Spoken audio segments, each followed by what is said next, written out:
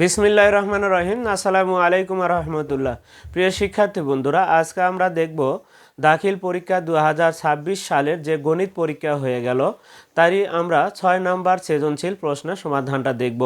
গত ক্লাসে কিন্তু আমরা 5 নাম্বার সৃজনশীল প্রশ্নের সমাধানটা দেখেছি। আজকে আমরা 6 নাম্বার প্রশ্নের সমাধানটা দেখব। আর এই 6 নাম্বার প্রশ্ন আসলে কিন্তু গ বিভাগে রয়েছে। গ বিভাগে ত্রিকোণমিতিক অনুপাত ও পরিমিতি। তো আমাদের গ বিভাগের যে 5 নাম্বার অঙ্কটা ছিল কিন্তু ত্রিকোণমিতিক অনুপাতের, আর 6 নাম্বার যে প্রশ্নটি আছে সেটা কিন্তু আসলে পরিমিতির অংশ। তাহলে আজকে আমরা এই পরিমিতি অংশের যে প্রশ্নটা রয়েছে সেই প্রশ্নটা প্রথমে একটু দেখে নিই। দেখো, লেখা আছে দৃশ্যকল্প 1, একটি বর্গাকার ক্ষেত্রের পরিসীমা একটি আয়তাকার ক্ষেত্রের পরিসীমার সমান। আয়তক্ষেত্রটির দৈর্ঘ্য প্রস্থের 3 গুণ এবং ক্ষেত্রফল 432 বর্গমিটার। এখন এখানে যে কথাটি বলা হচ্ছে, এখানে কিন্তু আসলে ক নাম্বারটা কোনো উদ্দীপকের থেকে হবে না। ক নাম্বারটা কিন্তু প্রশ্ন থেকে প্রশ্নের উত্তরটা করতে হবে। 8 সেন্টিমিটার ধার বিশিষ্ট ঘনকের আয়তন নির্ণয় করো। এটার সাথে কোনো উদ্দীপকের সম্পৃক্ততা নেই। এখন আসি খ নাম্বার, কিন্তু আসলে তাহলে আমাদের 1 নম্বর দৃশ্যকল্প থেকে লিখতে হবে। দৃশ্যকল্প 2 নম্বর যেটা আছে, একটি লোহার পাইপের ভিতরের ও বাইরের ব্যাসার্ধ যথাক্রমে 5 সেন্টিমিটার ও 6 সেন্টিমিটার এবং পাইপের উচ্চতা দেওয়া আছে 5 মিটার। এখানে যে কথাটি দেওয়া আছে, 1 ঘন সেমি লোহার ওজন 7.2 গ্রাম হলে লোহার ওজন নির্ণয় করো। আসলে এখন আসি গ নাম্বারটা কিন্তু দৃশ্যকল্প 2 থেকে হবে, আর ক নাম্বারটা কিন্তু প্রশ্ন থেকে উত্তর করতে হবে। এখন আসি তাহলে 6 নম্বরের প্রথম যে ক নাম্বার প্রশ্ন আছে সেটা কিন্তু আমরা তাহলে প্রথমে আমরা তাহলে 6-এর কটাই করি। তাহলে ক নাম্বার যে কথা তত্ত্বগুলো দেওয়া আছে আসলে সেটা আমাদের এখানে কি বলছে, 8 সেন্টিমিটার ধার বিশিষ্ট ঘনকটা কেমন আমরা যদি একটু দেখি। দেখো, ঘনকটা আসলে যে ঘনকেরটা কিন্তু আসলে প্রত্যেকটি বাহুই কিন্তু সমান হবে, অর্থাৎ যেহেতু ঘনক মানে প্রত্যেকটা বাহুই বর্গাকার হবে। এটা হচ্ছে আমরা একটু দেখো, আমরা ঘনক এখানে যদি একটু অঙ্কন করি,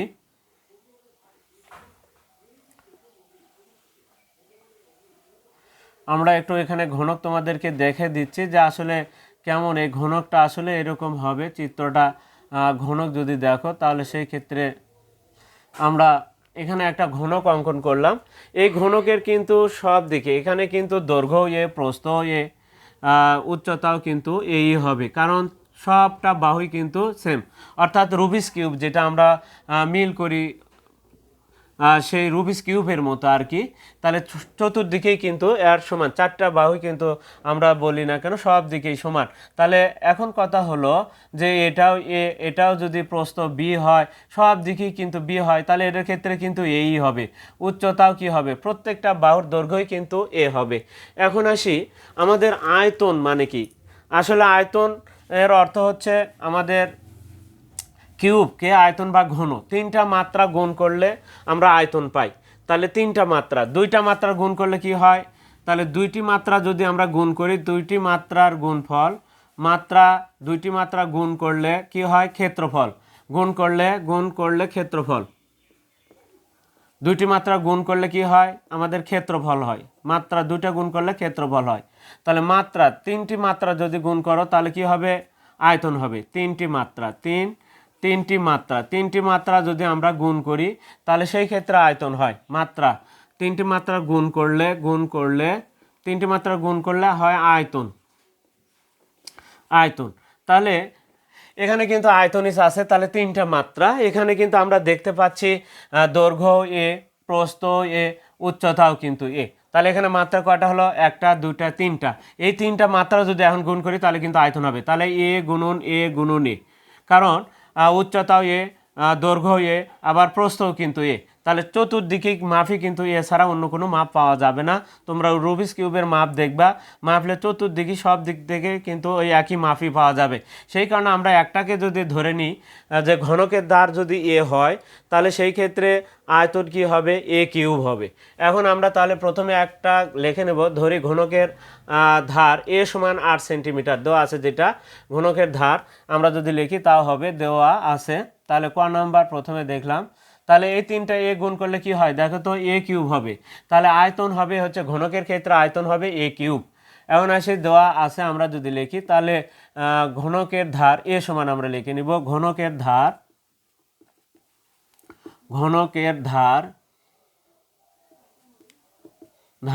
এ সমান সমান কত 8 সেমি। অতএব ঘনকের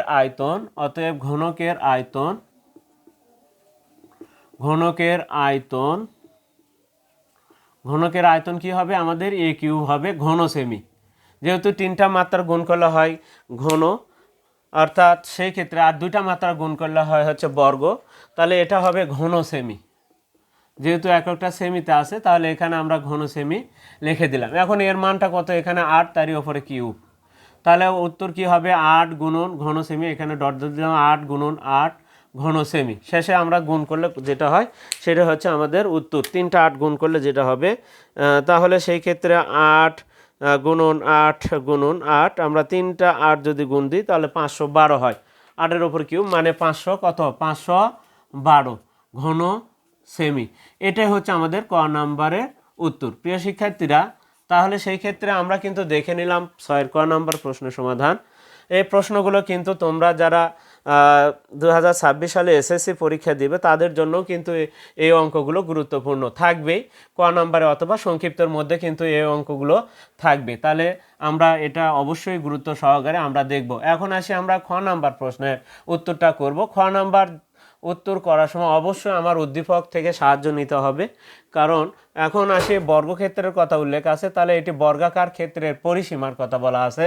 তাহলে আয়তক্ষেত্রের পরিসীমার সমান আয়তক্ষেত্রটির কি কি দেওয়া আছে, দৈর্ঘ্য প্রস্থ 3 গুণ, এখানে দেওয়া আছে কিন্তু আয়তক্ষেত্রের তত্ত্ব। আয়তক্ষেত্রটা দেখতে কেমন, আমরা যদি আবার চিত্র অঙ্কন করি তাহলে আয়তক্ষেত্রের চিত্রটা দেখে নিই একটু। আয়তক্ষেত্র অবশ্যই দৈর্ঘ্য একটু বড় হবে, প্রস্থ একটু কম হবে। আমরা এটাকে তাহলে আয়তক্ষেত্র একটু বলবো, যে দৈর্ঘ্য বড় আছে প্রস্থ কিন্তু ছোট আছে, এটাকে আমরা আয়তক্ষেত্র বলবো।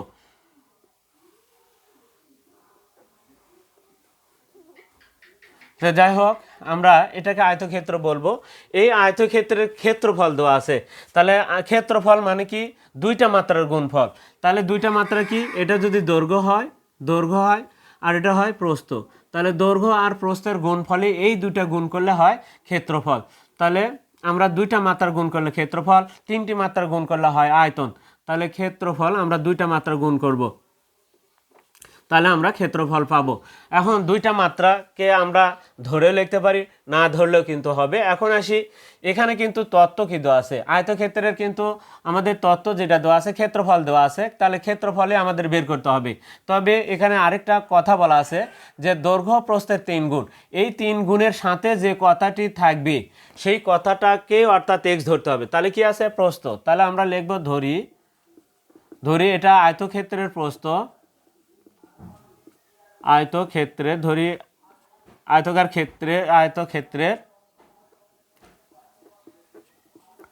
আয়তক্ষেত্রের প্রস্থ সমান সমান x। দেখো এগুলো কিসে দেওয়া আছে, মিটারে দেওয়া আছে, তাহলে সেই ক্ষেত্রে আমাদের মিটারই লিখতে হবে, বর্গমিটার, তাহলে x মিটার।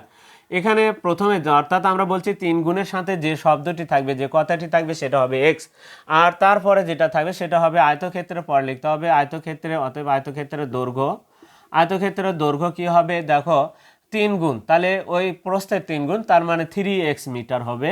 এখন আমাদের প্রশ্ন কি দেওয়া আছে সেই অনুযায়ী এখন কাজ করতে হবে। এখানে যদি পরিসীমা দেওয়া থাকতো তাহলে কিন্তু আমরা এই চলকের মাধ্যমে আমরা পরিসীমা বের করতাম, কিন্তু এখানে দেওয়া আছে কি ক্ষেত্রফল দেওয়া আছে, তাহলে এরও ক্ষেত্রফল বের করতে হবে। তাহলে আমরা ক্ষেত্রফল সমান ক্ষেত্রফল লিখতে পারবো। তাহলে প্রশ্ন মতে একবারে যদি লিখি তাহলে আয়তক্ষেত্রের ক্ষেত্রফল, তাহলে দৈর্ঘ্য প্রস্থের পরে কি 2টা মাত্রা গুণ করলে কিন্তু ক্ষেত্রফল, তাহলে অতএব আয়তক্ষেত্রের আয়তক্ষেত্রে আমরা সাথে সাথে দৈর্ঘ্যের প্রস্থের পরে ক্ষেত্রফল বের করে নিব। আয়তক্ষেত্রের ক্ষেত্রফল সমান কি দৈর্ঘ্য গুণন প্রস্থ, তাহলে 3x গুণন x, সাইডে হবে বর্গ, ক্ষেত্রফল হলে বর্গ, কথাটি আসবে বর্গ মিটার। এখন লিখলাম, এখন দেখো তাহলে কি হচ্ছে 3x² বর্গ মিটার। এখন 3x² বর্গমিটার পেলাম।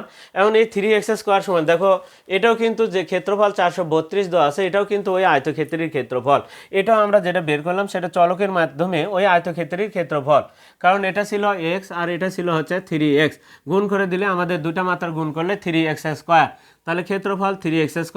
এই 432ও কিন্তু এই 3x² এর সমান। তাহলে প্রশ্ন মতে বা শর্ত মতে আমরা লিখি, যাই লিখি না কেন প্রশ্ন মতে লিখলে হবে 3x² সমান সমান কত 432। এবার x² সমান সমান এই 3 দ্বারা ভাগ হবে 432 ভাগ কত 3। আমরা যদি 3 দ্বারা ভাগ করি তাহলে সেই ক্ষেত্রে কি হবে, 3 দ্বারা ভাগ করলে আমরা দেখি 144 হবে। 3 একে 3, 3 4 12, 3 4 12, 144। বাম পাশে স্কোয়ার রুটে গেলে ডান পাশে রুট আবার 144 ব্যবহার করলে অতএব x সমান সমান হচ্ছে আমাদের 12, 12 12 144, অর্থাৎ রুট করলে আমাদের 12 হবে। তাহলে এক্সটা কি আমাদের, তাহলে প্রস্থ, তাহলে প্রস্থ হচ্ছে 12 মিটার, দৈর্ঘ্য হচ্ছে 3 12 36 মিটার হবে। তাহলে অতএব আয়তক্ষেত্রের দৈর্ঘ্য বা প্রস্থই যদি লিখি আগে, তাহলে অতএব আয়তক্ষেত্রের প্রস্থ সমান সমান 12 মিটার এবং আয়তক্ষেত্রের প্রস্থ আয়তক্ষেত্রের দৈর্ঘ্য সমান সমান 3 গুণন কত, অর্থাৎ 3x আছে, তাহলে 3 গুণন কত আমরা 12 দিব, তাহলে মিটার। তাহলে সেই ক্ষেত্রে আমরা দেখতে পাচ্ছি 3 12 কত হয় 36 মিটার। প্রিয় শিক্ষার্থীরা, এখন আমরা কিন্তু আয়তক্ষেত্রের ক্ষেত্রফল থেকে আমরা কিন্তু এই দৈর্ঘ্য আর প্রস্থ বের করে নিলাম। তাহলে একটা হচ্ছে আমাদের 12 মিটার, আরেকটা পেলাম হচ্ছে আমরা এটা কত মিটার পেলাম হচ্ছে 36 মিটার। তাহলে এখন আমাদের কোন দিকে যেতে হবে, তাহলে আয়তক্ষেত্রের এখানে যে কথাটি বলছে আমরা যদি বর্গক্ষেত্রে পার হতে চাই তাহলে আয়তক্ষেত্রের আমাদের পরিসীমা লাগবে। তাহলে পরিসীমার সূত্র কি, পরিসীমা আমরা বলেছি যদি কোনো চতুর্ভুজ হয় তাহলে সেই ক্ষেত্রে তার 4টা বাহুর দৈর্ঘ্যের যোগফলই হবে পরিসীমা, অর্থাৎ সীমানা, টোটাল যে সীমানা। তাহলে সীমানা আমাদের দেখো আমাদের সীমানা কতটুকু, আমরা যদি দেখি যে এখানে 36 মিটার, এটা 12 মিটার, তাহলে এটাও 12 মিটার, আয়তক্ষেত্রের বিপরীত বাহু সমান হয়, এটা 36 হলে এটাও 36 মিটার। তাহলে এই 4 বাহুর দৈর্ঘ্যের যোগফলটা হবে পরিসীমা। পরিসীমা মানে আমাদের সীমানা, আসলে সীমানা কয়টা বলে এদিকে আছে এদিকে আছে, টোটালে 4টা বাহু আছে, এই 4টা বাহুর দৈর্ঘ্য যোগ করলে আমাদের পরিসীমা হবে। তাহলে আমাদের আয়তক্ষেত্রের পরিসীমা যদি বের করে নিতে পারি তখন ওই পরিসীমাটাই হবে আমাদের বর্গক্ষেত্রের পরিসীমা। এখন বর্গক্ষেত্রের পরিসীমার থেকে একটা বাহুর দৈর্ঘ্য বের করলে আমরা আবার বর্গক্ষেত্রের ক্ষেত্রফল কিন্তু বের করতে পারবো। তাহলে আসি এখন আয়তক্ষেত্রের পরিসীমা কি, দেখো এটা সূত্র আকারে যদি লিখি তাহলে সূত্র আকারে লেখা যায়, আবার তুমি যদি এই 4টা বাহুর দৈর্ঘ্য যোগ করো তাও কিন্তু পরিসীমা হবে, কারণ 36 36 72 72 আর 12 12 24, আমাদের 72 আর 24 যোগ করলে হয় হচ্ছে 9 96 মিটার হবে পরিসীমা। তাহলে ওটা হবে আয়তক্ষেত্রের পরিসীমা। তাহলে আমরা আরেকটা সূত্র আকারে যদি দেখি, এটা কিন্তু 4টা বাহু যোগ করলাম, এখন কথা হলো যোগ না করে কিভাবে করা যায়, তাহলে সূত্র কি বলে এই দুটা বাহুকে যোগ করো, 12 আর 36 যোগ করো, 36 আর 12 যোগ করলে কত হয়, তাহলে দেখো 6 2 8 3 1 4, 48 এবার 2 দ্বারা গুণ করো, তাহলে দৈর্ঘ্য, তাহলে 2 ইন্টু দৈর্ঘ্য যোগ প্রস্থ, তো 2 ইন্টু দৈর্ঘ্য যোগ প্রস্থ করে 2 দ্বারা গুণ করে দিলে কিন্তু আমাদের 48 2 96 হবে। তাহলে 2 গুণন 48 সমান সমান 96 হবে। এখন আসি তাহলে আমরা সূত্র দিয়েই করি, তাহলে সূত্র দিয়ে আমরা এটা একটু মিশে দিচ্ছি। তাহলে প্রিয় শিক্ষার্থীরা, এখন আমরা তাহলে ওই আয়তক্ষেত্রের পরিসীমা বের করব। তাহলে এখানে আমরা তাহলে লিখতে পারি অতএব আয়তক্ষেত্রের পরিসীমা সমান 2 ইন্টু দৈর্ঘ্য যোগ প্রস্থ, অথবা এই যে আমরা ওই বাহুর দৈর্ঘ্যগুলো যোগ দিয়ে আমরা দুইটা দৈর্ঘ্য দুইটা প্রস্থ যোগ করলে কিন্তু আমরা পাবো। তাহলে 2 ইন্টু দৈর্ঘ্য যোগ প্রস্থ, তাহলে আমরা একবারই লিখেছি, তাহলে 36 দৈর্ঘ্য হচ্ছে 36 যোগ কত 12, তাহলে আমাদের কত হবে, তাহলে আমাদের হবে হচ্ছে আমরা দেখলাম 36 48 2 96 মিটার, তাহলে আমরা পেলাম 96 মিটার, আমরা এটা পেলাম হচ্ছে পরিসীমা। তাহলে এটা কার পরিসীমা বলে আয়তক্ষেত্রের পরিসীমা, তাহলে এটাই হবে আমাদের এখন বর্গক্ষেত্রের পরিসীমা। তাহলে আয়তক্ষেত্রের পরিসীমা আমরা যদি এখানে নাও দেখা যেতে পারে, আমি একটু 96 মিটার 96 মিটার আমরা পেলাম। এটা আয়তক্ষেত্রের পরিসীমা। আমি যদিও মুখ দিয়ে বলতেছি, তোমাদের সমস্যা হওয়ার কথা নয়। এখন আমি এখানে গেলাম একটু, তাহলে এটাই হবে প্রশ্ন মতে বর্গক্ষেত্রের পরিসীমা সমান 96। তাহলে এখন প্রশ্ন মতে কী লিখব? প্রশ্ন আমাদের বলছে যে প্রশ্ন মতে যে একটি বর্গাকার ক্ষেত্রের পরিসীমা একটা আয়তাকার ক্ষেত্রের পরিসীমা সমান, তার মানে আয়তক্ষেত্রের যে পরিসীমা সেটা হবে বর্গক্ষেত্রের পরিসীমা। প্রশ্ন মতে অতএব বর্গক্ষেত্রের পরিসীমা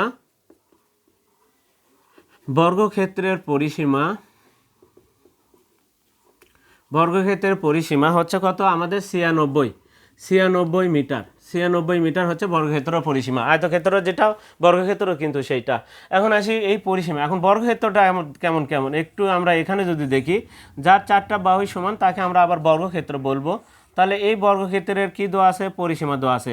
তাহলে বর্গক্ষেত্রের কয় বাহু মিলে 96? তাহলে এই 96 কিন্তু কয় বাহু মিলে? এই বাহু, তারপরে এই বাহু, তারপরে এই বাহু, তারপরে এই বাহু, টোটালে 4 বাহু মিলে 96। যেহেতু আমাদের এই 4টা বাহু বর্গক্ষেত্রের 4টা বাহু সমান, তাহলে একটা বাহুর দৈর্ঘ্য কীভাবে পাবো?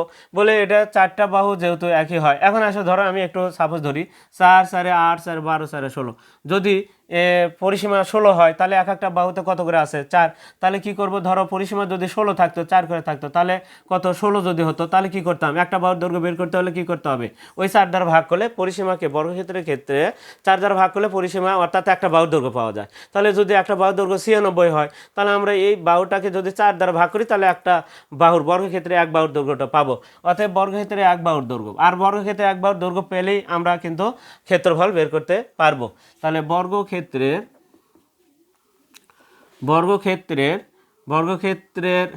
এক বাহুর দৈর্ঘ্য বা বাহুর দৈর্ঘ্য লিখলেও হয়, বাহু বুঝলেও আমরা এক বাহুরই বুঝবো। বর্গক্ষেত্রের বাহুর দৈর্ঘ্য হবে বাহুর দৈর্ঘ্য সমান সমান কত? 96/4 মিটার।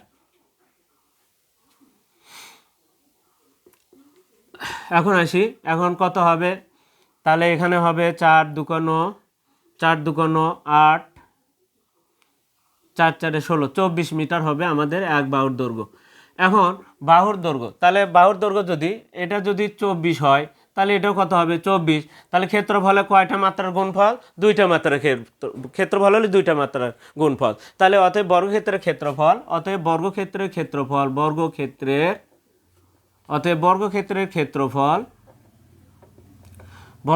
ক্ষেত্রফল সমান কি? 24 গুণন 24। তাহলে কি 24 গুণন বা 24 বা 24-এর ওপর স্কোয়ার দিয়েও কিন্তু লেখা যায়। তাহলে অ্যান্সার হবে বর্গ মিটার। 24-এর ওপর কিন্তু স্কোয়ার দিলে ওই একই কথা, বা 24-এর ওপর স্কোয়ার দিলে হবে বর্গ মিটার। এখন 24 গুণ করলে কথা, সেটা হচ্ছে আমাদের উত্তর। বর্গক্ষেত্রে যেহেতু ক্ষেত্রফল, তাহলে 24 গুণন 24 আমরা যদি দেখি তাহলে 576 বর্গ মিটার। 576 বর্গ মিটার। এটা হবে আমাদের কোন খ নাম্বারের উত্তর। আমরা কিন্তু এখানে নাম্বার হয়তো লিখি নাই, এখানে আসলে 6-এর খ নাম্বার হবে। 6-এর খ নাম্বার আমরা তাহলে দেখে নিলাম খ নাম্বার প্রশ্ন সমাধান। এবার আমরা গ নাম্বার প্রশ্নের সমাধানটা দেখব।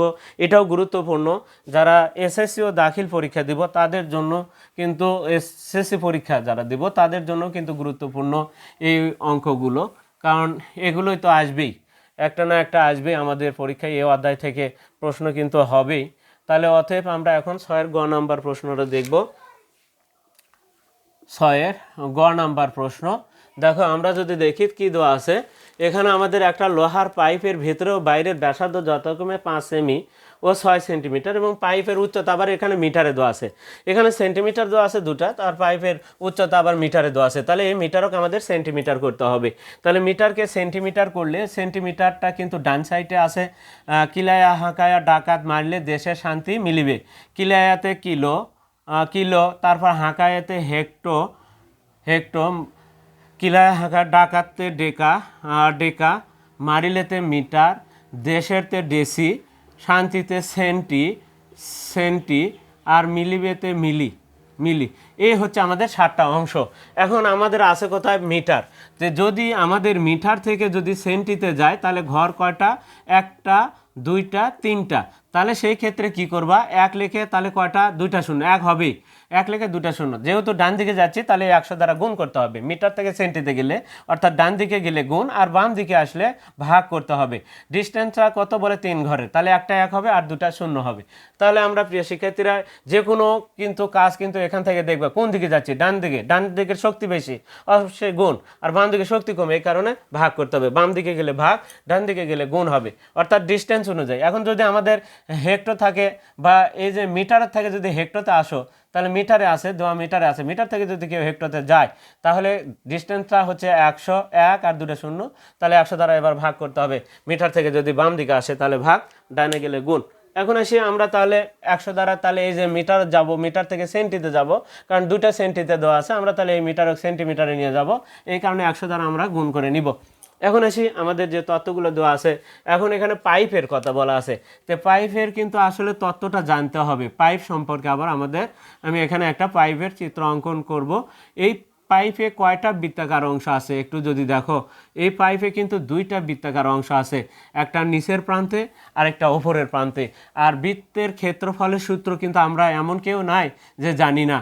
তাহলে এখানে একটা বৃত্তাকার অংশ আছে, তাহলে এখানে একটা পাই আর স্কোয়ার আছে, এখানে একটা বৃত্তাকার অংশ, এখানেও কিন্তু একটা পাই আর স্কোয়ার আছে। এখন এটা কিন্তু বৃত্তের ক্ষেত্রফলের সূত্র। এটা কিসের সূত্র? তাহলে বৃত্তের ক্ষেত্রফল,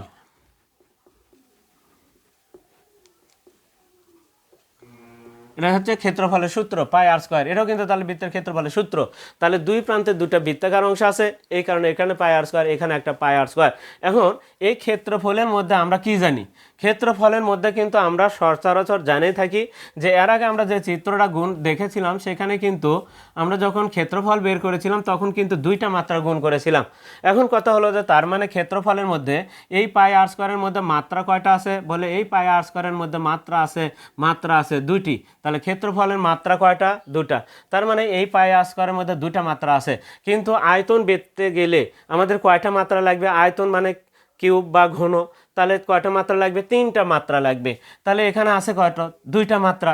তাহলে এর সাথে যদি আমরা আর একটা মাত্রা গুণ করে দিই তাহলে কিন্তু আয়তনে চলে যেতে পারবো, কারণ ক্ষেত্রফলের মাধ্যমে আমরা জানি যে দুইটা মাত্রা আছে ক্ষেত্রফলের মধ্যে। আর আয়তন পেতে হলে তোমার আরেকটা তাহলে কি লাগবে? এই যে এইচ লাগবে, কারণ তিনটা মাত্রা। তাহলে ক্ষেত্রফলের মধ্যে মাত্রা দুইটা, এখানে আরেকটা মাত্রা যদি গুণ করে দিই তাহলে কিন্তু আমাদের এই পাইপের আয়তন হবে। এখন আসি, আমাদের কিন্তু পাইপের সম্পূর্ণ পাইপের যদি ক্ষেত্রফল হয় তাহলে এখন আমরা কোনো বৃত্তাকার অংশকে কি দিয়ে মাপি? দৈর্ঘ্য। বৃত্তাকার অংশের দৈর্ঘ্যকে আমরা কি দ্বারা প্রকাশ করি? দৈর্ঘ্যকে আমরা বৃত্তাকার অংশের দৈর্ঘ্য, আমরা যদি একটা বৃত্তের দৈর্ঘ্য মাপি তাহলে সেই ক্ষেত্রে এই দৈর্ঘ্যকে আমরা যখন মাপি, যখন এর থেকে যাত্রা শুরু করে এতে আবার ফিরে আসি তখন কিন্তু হয় 2 পাই আর। তাহলে এই 2 পাই আরটা কিন্তু আসলে দৈর্ঘ্য, কারণ বা পরিধি। তাহলে এর থেকে যাত্রা শুরু হয়ে এতে ফিরে আসলে কিন্তু 360-এর মধ্যে 360ই ঘোরা হয়, তাহলে সেই কারণে কিন্তু 2 পাই আর থাকে। আর যদি অল্প পরিমাণ ঘোরো তাহলে সেই ক্ষেত্রে থিটা ভাগ আবার 360 লিখতে হবে। কিন্তু এখানে যেহেতু সম্পূর্ণ বৃত্ত তাহলে 2 পাই আর হবে। এখন কথা হলো এর মধ্যে তাহলে মাত্রা কয়টা? দৈর্ঘ্য যেহেতু, তাহলে মাত্রা আছে, এখানে মাত্রা আছে 1। এখন মাত্রা 1। এখন যদি আমি আর ক্ষেত্রফল বের করতে চাই তাহলে এই বক্রপৃষ্ঠের যদি ক্ষেত্রফল চাই তাহলে মাত্রা আরেকটা লাগবে, তাহলে আরেকটা মাত্রা কি? এইচ। তাহলে এই এইচ লাগিয়ে দিলে হবে আমাদের বক্রপৃষ্ঠের ক্ষেত্রফল। তাহলে বক্রপৃষ্ঠের ক্ষেত্রফল হবে 2 পাই আর এইচ। এই তিনটা ক্ষেত্রফল মিলে হবে সম্পূর্ণ পাইপের ক্ষেত্রফল। যদি কখনো পাইপের সম্পূর্ণ পাইপের ক্ষেত্রফল চাই তাহলে এটা এটা এটা এই তিনটা মিলে হবে সম্পূর্ণ পাইপের ক্ষেত্রফল। এখন আসি, আমাদের তো আসলে ক্ষেত্রফলের দিকে যাওয়ার দরকার নেই, আমি জাস্ট আলোচনা করলাম আমাদের আয়তনে যেতে হবে। তাহলে ক্ষেত্রফলের সাথে এর সাথে যদি একটা এইচ গুণ করে দিই তাহলে কিন্তু আয়তন হবে। তাহলে আয়তনের সূত্র হচ্ছে পাই আর স্কোয়ার এইচ। যেহেতু এখানে ভেতরের আয়তন আবার একটা বাইরের আয়তন বলছে, তাহলে ভেতরের ব্যাসার্ধকে আমরা R1 এবং বাইরের ব্যাসার্ধকে R2 ধরে আমরা কাজ করব। এখন তাহলে লিখবো, এখন দেওয়া আছে, আমরা যদি লিখি তাহলে দেওয়া আছে লোহার পাইপের ভেতরের ব্যাসার্ধ। আমরা যদি লিখি প্রথমে ভেতরেরটাই লিখি, ভেতরের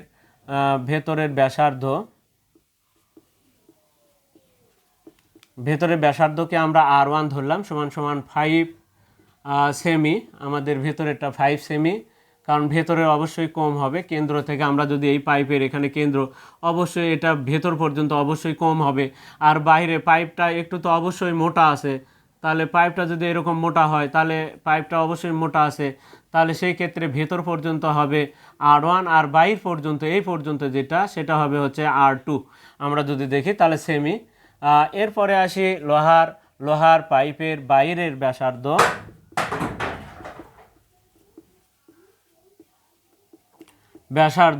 R2 সমান সমান 6 সেমি, এটা দেওয়া আছে। এবং উচ্চতাকে আমরা যদি এইচ ধরি তাহলে সেটা 5 মিটার, ওটাকে আবার সেন্টিমিটারে রূপান্তরিত করব। তাহলে লোহার পাইপের উচ্চতা এইচ সমান সমান কত, 5 মিটার। যেহেতু এটা মিটারে আছে তাহলে এখানে সেন্টিমিটার করলে 5 গুণন 100 দিলে আমার সেমিতে চলে যেতে পারবো, সেমি। তাহলে 500 সেমি অর্থাৎ 500 সেন্টিমিটার হয়ে গেল আমাদের সেন্টিমিটার। এখন আসি তাহলে লোহার পাইপের ভেতরের আয়তন কি হবে, তাহলে পাই R1, যেহেতু ভেতরেটা পাই R1 স্কোয়ার এইচ হবে, বাইরেরটা কি হবে R2 স্কোয়ার এইচ। এখন আসি তাহলে এখন আমরা লিখব অতএব লোহার পাইপের ভিতরের আয়তন, অতএব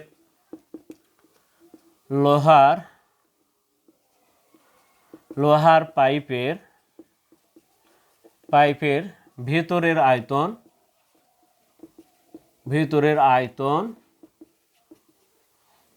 আয়তন পাই R1 স্কোয়ার এইচ। যেহেতু আয়তন তাহলে অবশ্যই ঘন সেমি হবে, আয়তন হলেই ঘন সেমি, বর্গ ক্ষেত্রফল হলেই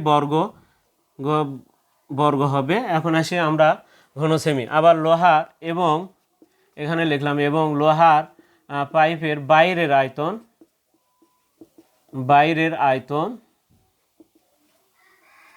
আয়তন সমান সমান পাই R2 স্কোয়ার এইচ, ঘন সেমি। আমরা যদি এই বাইরের আয়তনটা অবশ্যই বড় হবে, কারণ এখানে কিন্তু 6 আছে, তাহলে এটা বড় আর এটা ছোট, কারণ ভেতরের আয়তন জায়গাটা আর এর মানটা কম, তার মানে ভেতরের আয়তনও কম হবে। আর বাকি সব কিছু কিন্তু এটা তো এইচ এর মান যায়, এটা তো এইচ এর মান তাই, খালি এখানে আর এর মানটা কম, এখানে আর এর মানটা কিন্তু বেশি, তার মানে এই আয়তনটা বেশি হবে। এই আয়তন থেকে যদি আমরা বাইরের আয়তন থেকে যদি ভেতরের আয়তন বাদ দিই তাহলে পাইপে কতটুকু লোহা আছে তার আয়তনটা আমরা পাবো। তাহলে পাইপে লোহার আয়তন, অতএব আমরা বিয়োগ করে দিব। তাহলে কি লিখব, পাইপে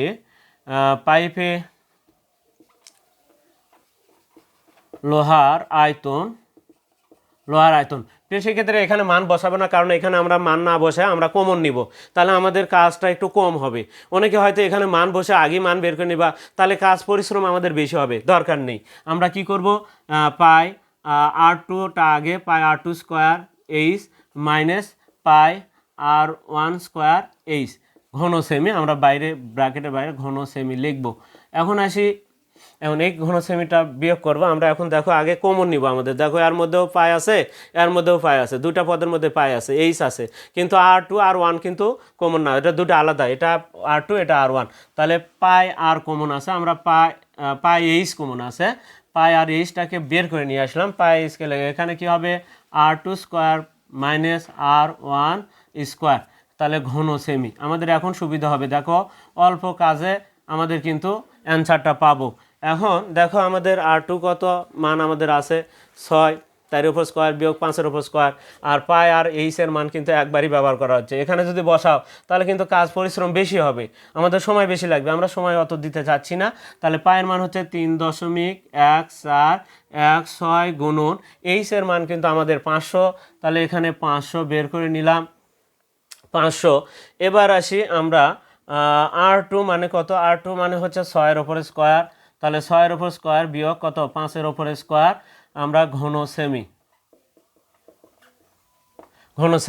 এখন আসি তাহলে আমাদের অ্যান্সার কত হয় একটু যদি আমরা দেখি, তাহলে 3 একসাথে না হয় সবগুলো গুণ করে দিব, 36 থেকে 25 বিয়োগ করলে কত হয়, 36 থেকে 25 বিয়োগ করে আমরা এর সাথে বা এইটুকু গুণ করে একটু আগে নিতে পারো, তুমি এইটুকুকে গুণ করে নিতে পারো, 500 গুণন 3.1416, 500 গুণন 3.1416 গুণ করলে আমাদের আসে হচ্ছে 1570.8, 1 5 এই দুটা গুণ করে নিলাম, 1 5 7 0 7 0 দশমিক আট। এখন আমরা এখান থেকে বিয়োগ যদি করি 36 বিয়োগ কত 25, তাহলে কত 1 5 7 0 দশমিক 8 গুণন 36 থেকে 25 বিয়োগ করলে 36 বিয়োগ কত 25 আমরা যদি বিয়োগ করি তাহলে হয় 11। এর সাথে যদি আমরা এখন 11 গুণ করি 15 7 0 0 দশমিক 8 গুণন 11 দিলে হচ্ছে আমাদের দেখা যাবে কিনা, আমরা জাস্ট তাহলে এই পাশে আমরা এটাকে মিশিয়ে দিয়ে এখানে লিখবো। এখন এসে আমাদের জায়গা যেহেতু ডান সাইডে আছে, আমরা এটা গুণ করে যেটা হয় তাহলে ঘন সেমি এখানে ডট ডট দিয়ে গেলাম, এখানে কিন্তু 11, তাহলে ঘন সেমি এখানে লিখলাম ঘন সেমি। লোহার পাইপে লোহার আয়তন আমরা কিন্তু এখন গুণ করে দিলে আমরা পাচ্ছি কত সমান সমান হচ্ছে 17 2 7 17 2 7 10 7 8 দশমিক 8 ঘন সেমি আমরা কিন্তু পাইপে যেটুকু লোহা আছে তার কিন্তু আয়তন পেয়ে গেলাম। তো 1 ঘন সেমি লোহার ওজন আবার কিন্তু দেওয়া আছে আমাদের 7.2 গ্রাম। তাহলে এখন আমরা লিখব কি 1 ঘন সেমি লোহার ওজন 7.2 কি গ্রাম।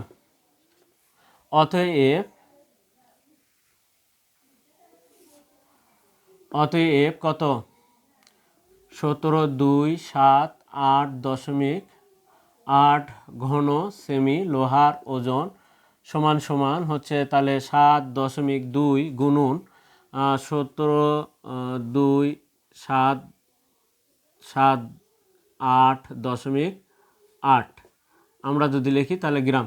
এখন আমরা এই দুটো গুণ করলে আমরা গ্রামে যেতে পারবো। গুণন এটার সাথে আমাদের গুণ হচ্ছে কত 7.2 আমি গুণ করে দিলাম। দেওয়ার পরে আমরা দেখতে পাচ্ছি এটা কিন্তু গ্রামে যাচ্ছে। তাহলে 1 2 4 4 0 4 0 7 7 3 6 7 পয়েন্ট বা দশমিক 36 ঘন সেমি